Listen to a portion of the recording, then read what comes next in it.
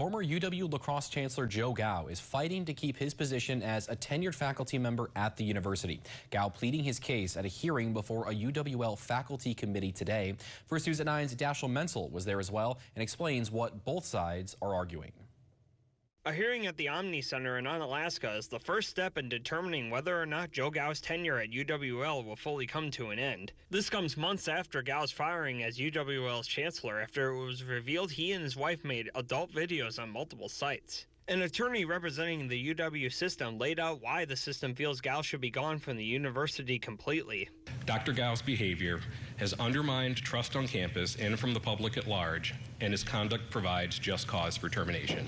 Meanwhile, Gao says he wishes to continue teaching in communications at the university and maintains he and his wife produced the pornographic materials on their own time and never mentioned UWL or his role at the university. We have the truth on our side.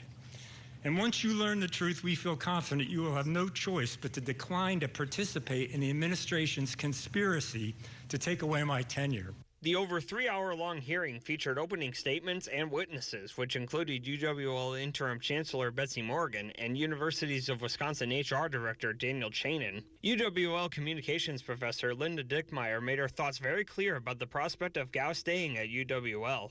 I do not want Dr. Gao to teach in our department based on my past experience and observations of having him in the classroom. Afterwards, while Gao was making his case to Dickmeyer, he was objected to multiple times by the UW system. Gao then implied there may be more legal matters on this issue in the future.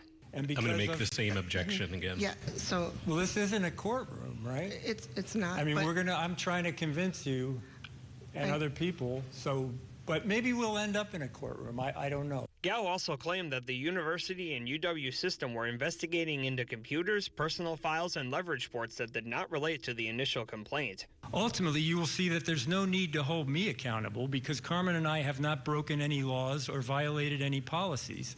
Rather, it is the administration who must be held accountable for their improper and unethical behavior in this Chapter 4 process. The 5-member committee will make a recommendation to Interim Chancellor Morgan. She will either accept it or make her own recommendation to the UW Board of Regents if she disagrees with the committee's decision. In La Crosse, Dashiell Menzel, First News at 9. Thanks, Dashiell. And today's hearing ended around 4 p.m. without a decision, and it will restart tomorrow at 9 a.m.